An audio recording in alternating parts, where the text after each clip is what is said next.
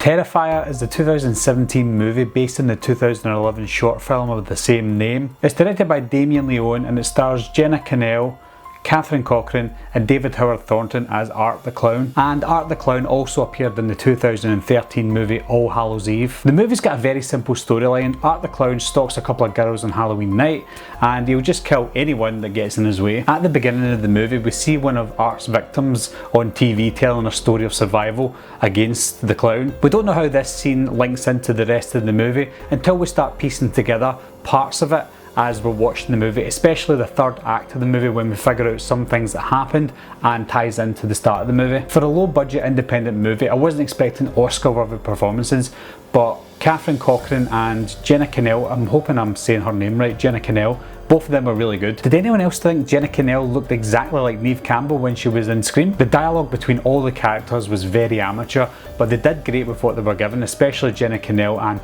Corcoran. This is the first time David Howard Thornton has played Art the Clown, and his performance was solid. He played a simple yet effective menacing clown. Every time you see him on screen, you don't know if he's going to crack a joke silently because he is a silent character. You don't know if he's going to crack a joke or he's going to do something bad, but sometimes he's just kind of on screen, he disappears and tries to do little tricks, and those are very off-putting for the person he's in front of, but for the viewer and the audience like us, we're actually quite excited to see what he's about to do. I like the setting, and obviously the fact that it was set on Halloween made it all the more creepier. I think the camera equipment used for the film looked like low end of the scale in terms of the cost, but they done great with what they had. The camera angles and the camera movement were great, and with the right budget I think this could have been a very successful theatrical movie. I knew nothing about this movie getting into it. I've never seen Terrifier from 2011, the short film, and I've never seen All Hallows Eve, so I've never seen Art on screen. So going into this movie I didn't know what to expect, and I was overall pleased with what I saw.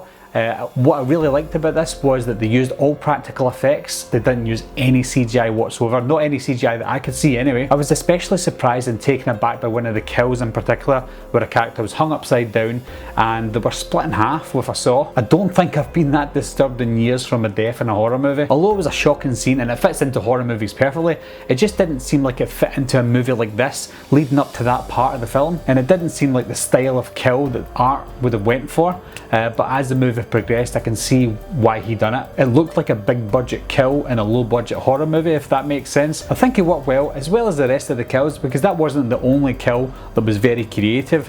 A lot of the kills were very creative. That one that I'm talking about in particular is just the one that was kind of hard hitting to watch. Overall, if I was going to recommend a cheap micro budget horror movie to anyone, the first I would mention is this movie. The villain was memorable and the death scenes were definitely memorable. It has everything you want from an independent horror movie. So that's my review of Terrifier from 2017, guys. It came out in 2017, but most people are seeing it in 2018 now. I just watched it this week. So yes, I definitely recommend this movie for any horror fan. Anyone who's a fan of gore and death scenes in horror movies, I would definitely recommend this. Anyway guys, thanks a lot for watching again, thanks for subscribing, and I'll see you soon. Bye bye.